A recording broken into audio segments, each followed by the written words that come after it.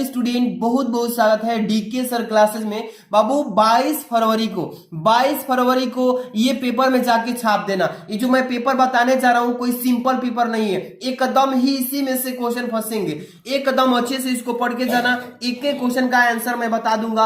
आज की वीडियो काफी इंपॉर्टेंट है। जो भी बच्चे पढ़ के जाएंगे 22 तारीख को बोलेंगे कि सर आप जो बताए थे ना सेम क्वेश्चन फंस गए थे। तो ये वायरल पेपर 2024 के क्वेश्चन जो है मैं बताने चाह रहा हूं, इसको अच्छे से पढ़ के चले जाना। और ये हिंदी का है, ठीक है। हिंदी का देख सकते हैं बाबू, ये मैं जो पेपर में बताने चाह रहा हूं सेम पैटर्न, सेम क्वेश्चंस एकदम 22 फरवरी को कल देखने को मिलेगा, ठीक है। देख लीजिए, इसमें निर्देश जो दिया गया इसमें कि प्रारंभ में 15 मिनट बच्चों प्रश्न पत्र पढ़ने में टाइम दे दीजिएगा, नहीं तो कोई दिक्कत आएगा तो आप समझिएगा, इसलिए 15 मिनट दिया जाता है पढ़ने के लिए। दूसरा है कि इस प्रश्न पत्र में 2 खंड रहेंगे, दोनों खंड के सभी प्रश्नों के उत्तर देना जरूरी है। आप देखिए बाबू, ये तो निर्देश से पहले ही आपको जानकारी है, पढ़ने की जरूरत नहीं है, बट फिर भी पढ़ना जरूरी है पेपर के समय। यहाँ पे खंड जो क आएगा बाबू, ये खंड क में 50 नंबर का केवल प्रश्न आएगा। कितने नंबर का? 50 नंबर का आएगा। देखिए पहला के क, यहाँ पे ख, इसके बाद ग, अभी आगे चलेंगे। देखिए सबसे पहला क्वेश्चन इसमें पूछा गया कि यहाँ पे देखिए पंडित प्रताप नारायण मिश्र द्वारा संपादित पत्रिका कौन सी है? कौन सी है संपादित पत्रिका? तो यहाँ पे देखिए हो जाएगा यहाँ पे ब्राह्मण पत्रिका। यहाँ पे डायरेक्ट मैं आपको एक एक क्वेश्चन का आंसर डायरेक्ट करूंगा, क्योंकि ज्यादा वक्त लेंगे नहीं, बहुत बढ़िया से तैयारी भी हो जाए और आप अच्छा से स्कोर करने की आगे बढ़े। देखिए दूसरा है रामचंद्र शुक्ल की रचना है। रामचंद्र शुक्ल जी की रचना कौन सी है? साहित्यलोचन, साहित्य सहचर, त्रिवेणी, आलोचना की आत्मकथा। यहाँ पे देख रहे हैं ना त्रिवेणी, ये हो जाएगा इसका करेक्ट आंसर। अगला प्रश्न देखिए बाबू, कर्म भूमि किस विधा की रचना है? कर्म भूमि जो है किस विधा की रचना है? पहला ही है उपन्यास, ये हो जाएगा इसका करेक्ट आंसर। अगला प्रश्न की तरफ बढ़ेंगे। यहां से देखिए अगला प्रश्न है बाबू, आप सबके लिए इतना हार्डवर्क के साथ तैयार कराया जा रहा है क्वेश्चन पेपर, बढ़िया से छाप देना। भाग्य और पुरुषार्थ के लेखक, भाग्य और पुरुषार्थ के लेखक ही हैं जैनेन्द्र कुमार। कौन है प्यारे रसगुल्लो? जैनेन्द्र कुमार। इसके बाद है अंग, महावीर प्रसाद द्विवेदी द्वारा संपादित पत्रिका कौन सी है? महावीर प्रसाद द्विवेदी द्वारा संपादित पत्रिका कौन सी है? कवि वचन सुधा, उचित वक्ता, इसके बाद भारत मित्र, इसके बाद सरस्वती, यानी कि जो चौथा विकल्प है ये सत्य हो जाएगा। इसके बाद क्या है? पद्मावत का रचना काल कौन सा है? पद्मावत किस काल में रची गई थी? ये दूसरा के क है, ठीक है। इसको भक्ति काल में, किस काल में बाबू? भक्ति काल में। एकदम छाप लीजिएगा, ये वायरल पेपर जरूर ही पेपर में आएगा, जरूर ही फंसेगा इसमें से क्वेश्चन। अगला है ख नंबर दूसरा का, सरोज स्मृति के रचयिता कौन है? सरोज स्मृति के रचयिता कौन है? ए नंबर सूर्यकांत त्रिपाठी निराला जी। कौन है बाबू? सूर्यकांत त्रिपाठी निराला, पहला ही ऑप्शन सही है। इसके बाद ग नंबर देखिए, निम्नलिखित कवियों में से कौन छयवादी कवि नहीं है? नहीं है पूछा है ना। यहाँ में देखिए नागार्जुन है, सुमित्रानंदन पंत है, इसके बाद जयशंकर प्रसाद, इसके बाद है महादेव वर्मा। तो इस चारों में से विकल्प सत्य हो जाएगा नागार्जुन, ठीक है ना। इसके बाद यहाँ पे देखिए घ, निम्न में से रीतिकाल के किस कवि ने वीर रस में रचना की है? कौन से कवि है? तो यहाँ पे देखिए भूषण जी हैं। कौन है? भूषण जी। आगे बढ़ते हैं बाबू, यहाँ पे जो है अगला प्रश्न देखिए, यहाँ पे तार सप्तक के बोला है ना कि तार सप्तक के संपादक कौन है? तो अंग्रेज जी हैं, सबको मालूम है, पहला ही विकल्प सत्य हो गया। इसके बाद चलेंगे तीसरा नंबर कि दिए गए गद्यांश पर आधारित निम्नलिखित प्रश्नों के उत्तर दीजिए, जो कि ये भी 10 नंबर का आएगा बाबू, ठीक है। ये गद्यांश बढ़िया से पढ़ के चले जाना बाबू। जन का प्रवाह अनंत होता है, सहस्त्रों वर्षों से भूमि के साथ राष्ट्रीय जन ने तादात्म्य प्राप्त किया है। जब तक सूर्य की रश्मियां नित्य प्रातः काल को भुवन से अमृत से भर देती हैं, तब तक राष्ट्रीय का जन जीवन भी अमर है। इतिहास के अनेक उतार चढ़ाव पार करने के बाद राष्ट्र निवासी जन नई उठती लहरों से आगे बढ़ने के लिए अजर अमर है। जन का संततवाही जीवन नदी के प्रवाह की तरह है, जिसमें कर्म और श्रम के द्वारा उत्थान के अनेक घाटों का निर्माण होता है। जैसे इस गद्यांश को पढ़ा आपको ट्रिक लग गया होगा कि किस पार्ट से भाई दिया है। जैसे कि जन का प्रवाह मतलब क्या हुआ? ये राष्ट्र से जुड़ा हुआ हमारा दिया है। जैसे कि यहाँ पे देखिए लिखा है राष्ट्र का जन, यानी इसका मतलब कि राष्ट्र का स्वरूप जो चैप्टर है उसी से इसको दिया गया है। इसमें भी 5 प्रश्न रहेंगे, क ख ग घ अंग, पांचों को आंसर कर लेना बढ़िया से तैयारी। अगर वो नहीं करेंगे तो अथवा में भी दिया रहेगा, क्या है अथवा में, ध्यान दीजिएगा कि भाषा स्वयं संस्कृत का एक अटूट अंग है। संस्कृत परंपरा से निश्चित भी परिवर्तनशील और गतिशील है। उसकी गति विज्ञान की प्रगति से जोड़ी जाती है। आप इसको कर लेना, चाहे तो इसको बढ़िया से पढ़ के जाना। इसमें भी 5 विकल्पिक हैं। कितने हैं बाबू? 5 विकल्पिक हैं। और यहाँ पे देखिए यानी विकल्पिक है, 5 प्रश्न हैं यहाँ पे अंग तक। इस पांचों को एकदम बढ़िया से छाप लेना, बढ़िया से छाप के तैयारी कर लीजिएगा। इसके बाद जो है ये वायरल पेपर एकदम बढ़िया से सॉल्यूशन कर लेना।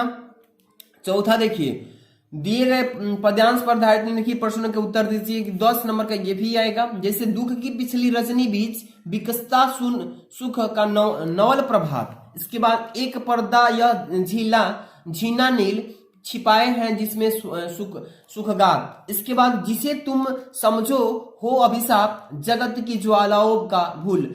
इंसा का वह रहस्य वरदान कभी मत जाओ इसको भूल। बाबू इस पद्यांश को पढ़ के इसमें 5 प्रश्न रहेंगे, जिससे कवि का नाम, कविता का नाम बता देंगे। 2 नंबर यहां से मिल जाएगा, ठीक है ना। इसके बाद श्रद्धा किसके हताश मन को प्रेरणा देती है, इसको पढ़ लेना। इसके बाद यहाँ पे रजनी किसका प्रतीक है, और घ नंबर सुख का नवल प्रभात कब आता है। देख रहे हैं ना, एक कदम ही निचोड़ तैयारी कर लेना। इसके बाद जो है हम यहाँ से स्टार्ट कर रहे हैं। आपको थोड़ा सा इधर हम लेके चलते हैं, छूट गया था, ठीक है बाबू। देखिए इसमें अब 4 नंबर तो हो जाएगा ना आपका। ये मान लीजिए कि पद्यांश था, क्या था? पद्यांश। ये पद्यांश है, 10 नंबर का ये भी पेपर में आता है। अब यहाँ से लेखक का जीवन परिचय पूछेगा, लेखक का जीवन परिचय पूछेगा। जैसे कि ऊपर मैं डायरेक्ट यहाँ पे दिखा देता हूँ, ये 2 लेखक का जीवन परिचय मैं लिखा हूँ यहाँ पे। प्रोफेसर जी सुंदर रेड्डी का बढ़िया से पढ़ के जाना। इसके बाद डॉक्टर एपीजे अब्दुल कलाम, ये ऑप्शन में देखने को मिलेंगे। ये लेखक का जीवन परिचय, साहित्यिक परिचय बढ़िया से तैयार कर लेना। इसके बाद यहाँ पे देखिए ख नंबर 5 का क्या है बाबू? ख है। निम्नलिखित में से किसी एक कवि का साहित्यिक परिचय देते हुए उनकी प्रमुख रचनाओं का उल्लेख कीजिए। ये 80 शब्दों में इसका उत्तर लिखना है। ये 5 नंबर का पेपर में आएगा। जैसे मैथिली शरण गुप्त जी ये कवि हैं, ये अयोध्या सिंह उपाध्याय और महादेव वर्मा, इन तीनों में किसका आप याद किए हैं? जो भी याद किए हैं बहुत ही बढ़िया है। मैथिली शरण गुप्त का IMP है, एकदम बढ़िया से पढ़ लेना। या महादेव वर्मा जी का याद किए तो भी बढ़िया है, ठीक। इसको छाप देना पेपर में कल। ये देखिए 6 नंबर पंच लाइट अथवा बहादुर कहानी का कथानक वस्तु का सार लिखिए। या अथवा में दिया है कि ध्रुव यात्रा कहानी का उद्देश्य लिखिए। तो ये दोनों में से किसी एक के बारे में, पंच लाइट हो या यहाँ पे बहादुर हो या आप ध्रुव यात्रा, तीनों में से किसी एक का ही लिखना है, ठीक है। 5 नंबर का ये क्वेश्चन पेपर में आएगा ही आएगा। इसके बाद यहाँ पे चलेंगे बाबू स्वपठित खंड का भी, ये जिला वाइज आता है। अपने जिले से आप अच्छा से प्रश्न पढ़ लेना, कौन सा आपका जिला में आता है। 7 नंबर वाला आप कमेंट भी करके बताइएगा कि स्वपठित खंड का भी कौन सा आपको चाहिए, किस जिले से है, कमेंट कर दीजिएगा बाबू। अगला प्रश्न देखिए, यहाँ से सत्य की जीत, तो ये आप किस जिले से आपको मालूम होगा। यहाँ पे देखिए खंड ख स्टार्ट होता है यहाँ से, ये भी 85 नंबर का यहाँ से आता है, ठीक है। जैसे क नंबर दिया है 8 का क कि दिए गए संस्कृत गद्यांशों में से किसी एक का संदर्भ हिंदी में अनुवाद कीजिए। किसी एक का संदर्भ लिख करके हिंदी में क्या करना है बाबू? अनुवाद करना है। जैसे लिखा है यहाँ पे, पहला संस्कृत साहित्यम आदि कवि वाल्मीकि महर्षि व्यास कवि कुलगुरु कालिदास अने च। यहाँ पे देखिए भास भारी विभूत्यादयो महाकाव्यम स्वीकृत्य ग्रंथरत्नो अदापि। अब देखिए पठाकनम, यहां से पूरा यहां से लेके यहां तक पढ़ेंगे और इसको क्या करेंगे इसका संदर्भ लिखेंगे। क्या लिखेंगे बाबू? इसका संदर्भ लिखेंगे। संदर्भ के बाद इसका व्याख्या करेंगे। व्याख्या क्या करेंगे? इसका व्याख्या लिखेंगे। तो अब जाके आपका यहाँ पे 7 नंबर मिलेगा। अथवा में दिया है, अगर इसको करना चाहते हैं इसको कर सकते हैं। महामना विद्वान भक्ता धार्मिको नेता, ये तो एकदम मोस्ट है, मोस्ट इंपॉर्टेंट है। ये आला जो मैं बता रहा हूँ, ये महामना विद्वान भक्ता धार्मिको नेता पटुआ, एकदम पढ़ के जाइएगा, एकदम छाप के आना इसको। तो इसके बाद यहाँ पे 8 का ख, दिए गए श्लोक में से किसी एक का संदर्भ लिख करके वाक्य में प्रयोग की हिंदी में अनुवाद कीजिए। जैसे विद्या विवादाय धनम मदाय सत्य प्रसारणम पीड़िता, लिखा ना पीड़ियान। इसके बाद खलस से साधुनो, यहाँ पे लिखा विपरीत ज्ञाननम द, यहाँ पे लिखा दानाय च रक्षणाय। आप इसको कर लेना, ठीक है ना। ये श्लोक है। इस श्लोक को क्या करना है प्यारे बाबू, ध्यान दीजिएगा। इसका संदर्भ लिख लेना बाबू, इसका संदर्भ लिख लीजिएगा। इसके बाद इसकी व्याख्या कर लेना, व्याख्या कर लेना, ठीक है। इसके बाद अगला जो प्रश्न देखिए, देख रहे हो ना बाबू, यहाँ पे अथवा में भी सलूक दिया रहेगा, तो इसको कर ले। नमे रोचते भद्रम उल्का से विवेचनम, इसके बाद अनुकद्रस्य भूमुखम पश्य कदम कुद्रो भविष्यत, इसको कर लेना। जो भी आपको आए उसको कर लेना कि मोस्ट एकदम IMP है, इसको पढ़ के चले जाना, 100% पूछे जाएगा इस बार।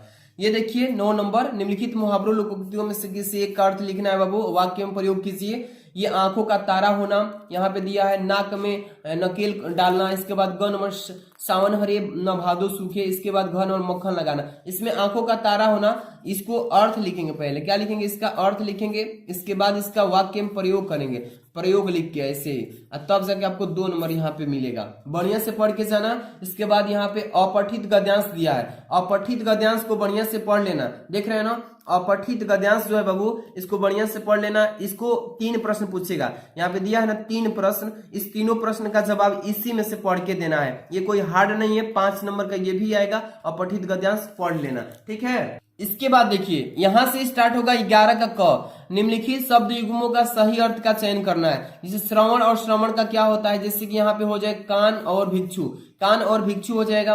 अंश और अंशु का मतलब, अंश का मतलब कंधा और अंशु का मतलब होता है हिस्सा, तो यहाँ पे देखिए कंधा और हिस्सा हो जाएगा, ठीक है। इसके बाद यहाँ पे देखिए क्या लिखा है इसमें, ख नंबर कि निम्नलिखित शब्दों में से किसी एक का शब्द के 2 अर्थ लिख दीजिए। जैसे अंबर का आकाश हो जाएगा, क्या हो जाएगा, आकाश हो जाएगा। इसके बाद क्या हो जाएगा बाबू, गगन हो जाएगा, ठीक है ना। इस तरीके से चपला का भी लिख सकते हैं, जड़ का भी लिख सकते हैं, लेकिन किसी एक का ही लिखना है, 2 अर्थ लिखना है बस, ठीक है।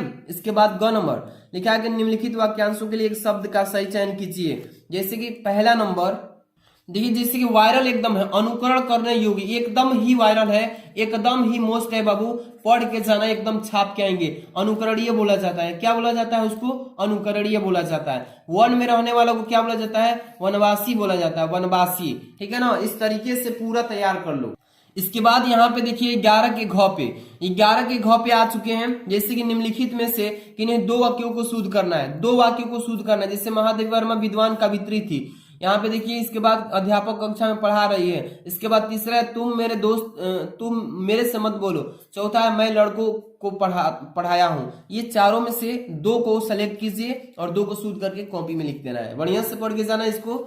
इसके बाद है क नंबर श्रृंगार अथवा शांत, यहाँ पे इसका लक्षण सहित उदाहरण लिखना है। इसके बाद ख नंबर अनुप्रास, देखिए अनुप्रास अलंकार और रूपक अलंकार, इसमें से एकदम कोई एक और बढ़िया से पढ़ लेना। इसके बाद देखिए ग नंबर दोहा, छंद अथवा सोरठा, एकदम बढ़िया से पढ़ के जाना। ये 6 नंबर का तीनों टॉपिक है 12 नंबर वाला में से, क और ख और ग, ये तीनों मिलकर 6 नंबर आएगा। एकदम फिक्स 100% वायरल है, यही आएगा तो यही आएगा, ठीक। इसके बाद ग नंबर देखिए, छात्रवृत्ति हेतु बैंक में खाता खोलने के लिए बैंक अधिकारी को एक आवेदन पत्र लिखिए, ठीक है। इसमें देखिए 6 नंबर का ये भी प्रश्न आता है आपको, अथवा में भी दिया रहेगा कि अपने गांव की सफाई हेतु संबंधित अधिकारी को एक पत्र लिखिए। अच्छा से बढ़िया से पढ़ के जाना बाबू, ये भी 6 नंबर का आता है और बढ़िया से ट्रिक लगा के लिखना। कोई भी दिक्कत इसमें आए तो मेरी वीडियो पड़ी है, जाके देखिए कैसे पत्र लिखा जाएगा। इसके बाद लास्ट है आपका पेपर का प्रश्न, निम्नलिखित विषयों में से किसी एक विषय पर अपनी भाषा शैली में निबंध लिखिए, जो कि 9 नंबर का आएगा। जैसे क लिखा है बाढ़ की समस्या कारण एवं निवारण। इसके बाद ख लिखा है स्वच्छता अभियान जन जन का कल्याण। इसके बाद ग है आरक्षण व्यवस्था वरदान अभिशाप, ठीक है ना। इस तरीके से एकदम बढ़िया से सर्टिकली पढ़ के चले जाइएगा। इसके बाद यहाँ पे देखिए और भी है, जैसे घ नंबर क्या लिखा है इसमें कि साहित्य में लोक मंगल की भावना, अंग नंबर कृषक जीवन का यथार्थ स्वरूप। इस तरीके से जो भी मैंने बताया है बाबू, एकदम बढ़िया से पढ़ के जाना। ये 9 नंबर का निबंध आता है, एकदम ये वाले टॉपिक बाढ़ की समस्या वाला पढ़ लेना, स्वच्छता का जन जन का कल्याण, या जिस भी टॉपिक पे निबंध याद किए हैं बढ़िया से तैयार करके जाना। ये वायरल पेपर था। Thanks for watching.